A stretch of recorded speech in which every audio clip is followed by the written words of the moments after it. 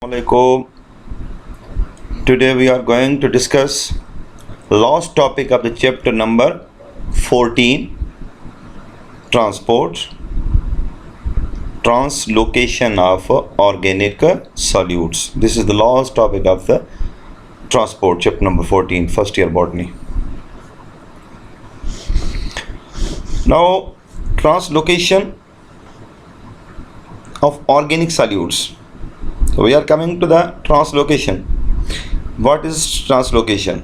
Translocation of organic solute means the transport of organic products of photosynthesis like sugars from mature leaves to the growing and storage organs in the plant body is called as translocation. So जैसे मैंने बात की कि translocation वो process है जिसके दौरान फोटोसाइंथिस का जो प्रोडक्ट होता है जिसको हम शुगर्स कहते हैं उनकी ट्रांसपोर्ट होगी from area of synthesis towards the area of need, या ऐसे भी कह सकते हैं कि वह जैसे होता था वह ट्रांसलोकेशन ट्रांसपोर्ट है ऑर्गेनिक सब्सटेंस जी जेके फोटोसाइंथिस दौरान ठहन था जी असां शुगर था चऊं किथां खां फिर जेका है लीव्स खां ग्रोइंग पॉइंट्स ताईं बि जीअं चोटियूं आहिनि जिथे जिथे ग्रोथ थिए थी उन्हनि ग्रोइंग पॉइंट्स ते जिते जो ग्रोइंग पॉइंट खे एनर्जी जी ज़रूरत हूंदी आहे उन जे लाइ ऐं जेकॾहिं एक्स्ट्रा थी वियो एनर्जी खां एक्स्ट्रा है जेकॾहिं उहा शुगर त उनखे स्टोरेज ऑर्गन में स्टोर कयो वञे त अहिड़े प्रोसेस खे चवंदासीं असां translocation. So translocation is the transport of organic substance organic products photo assimilates product of photosynthesis from the organ of formation towards the organ of storage, that is called translocation. So this movement of photo assimilates जिनको हम photosynthesis का product भी कहते हैं and other organic material takes place via phloem and is therefore called as phloem translocation. इस वजह से हम इसको phloem translocation भी कहते हैं. The cells of phloem that take part in the phloem translocation are called as sieve elements. Phloem tissue also contain companion cells, parenchyma cells and fibers. जैसे आप देख रहे हैं यहाँ पे ये है sieve ट्यूब्स या sieve plates या इनको sieve elements कहते हैं और ये भी sieve element है और ये हैं कंपेनियन सेल्स और ये हैं पेरेन्काइमा सेल्स और ये हैं फाइबरस सेल्स. तो ये चार टाइप के सेल्स का बना हुआ है, इसलिए फ्लोएम को कॉम्प्लेक्स टिश्यू कहा जाता है और फ्लोएम के थ्रू ही ट्रांसलोकेशन होती है फूड की. But only sieve tube cells are directly involve in the transport of organic solutes. अब ये चार तो हैं डिफरेंट, लेकिन सब में से जो मोस्ट इंपॉर्टेंट सेल्स हैं जिनका ताल्लुक ट्रांसपोर्ट में है वो हैं sieve tubes. Now, sieve tube members are arranged end to end, forming a long sieve tube. ये देखें, one sieve tube, दूसरी sieve tube, तीसरी sieve tube, चौथी sieve tube. अब ये सारे sieve tube जो हैं end to end placed होते हैं.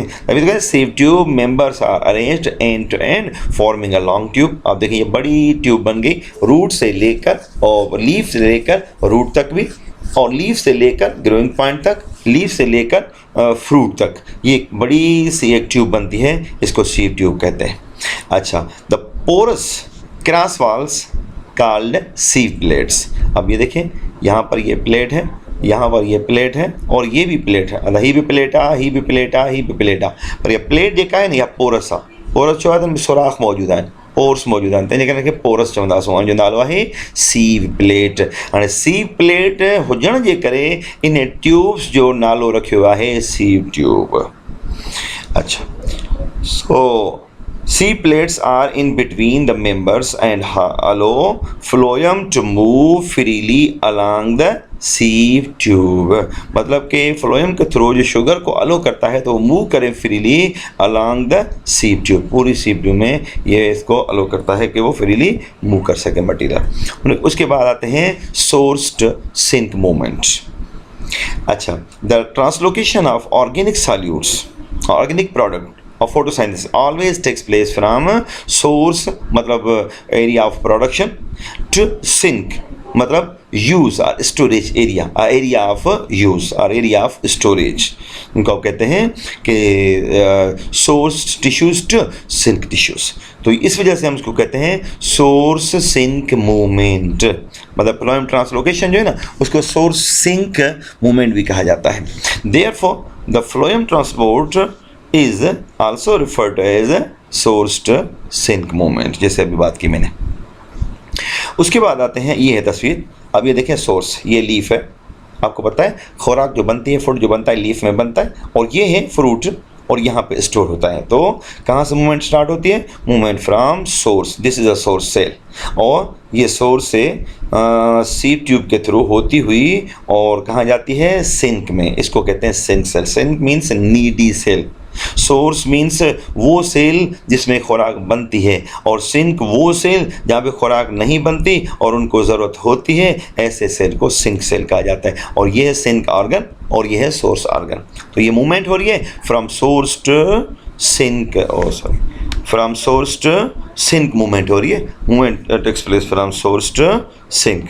इस वजह से हम इसको सोर्स सिंक मूवमेंट भी कहते हैं। तो ये है मतलब कि सोर्स टू सिंक मूवमेंट। चलो आगे चलते हैं।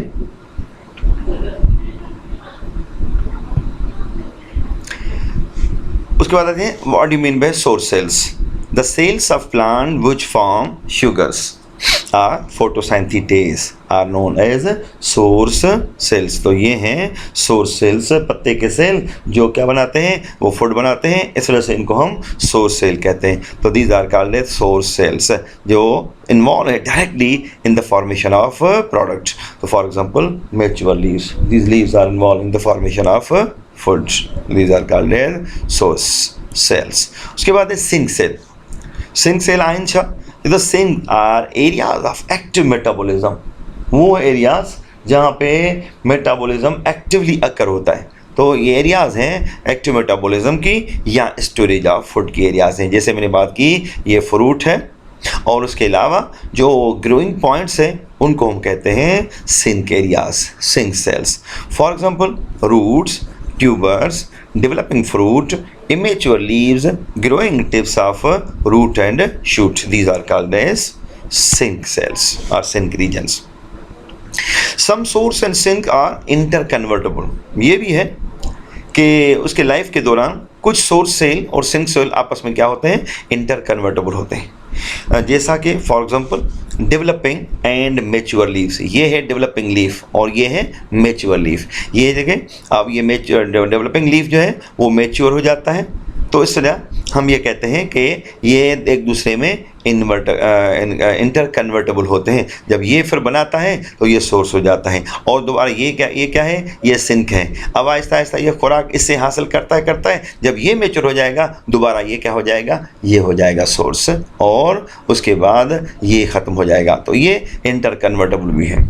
अच्छा, उसके बाद डेवलपिंग एंड जर्मिनेटिंग सीड। अब ये देखें सीड की डेवलपमेंट है, ये डेवलपिंग सीड है, ये डेवलप हो चुका है। उसके बाद सीड की जर्मिनेशन है। तो डेवलपिंग सीड के दौरान और जर्मिनेशन के दौरान ये भी जो है एग्जाम्पल है इसका कि इंटर कन्वर्टेबल है कि आप देखें ये देखो प्रोड्यूस कर रहा है, उसके बाद फूड स्टोर कर रहा है, और उसके बाद ये मतलब जर्मिनेशन के दौरान दोबारा ये इसको सप्लाई कर रहा है। तो इसको कहते हैं developing and germinating seed is also example of inter convertible. उसके बाद आते हैं मैकेनिज्म ऑफ फ्लोएम ट्रांसलोकेशन।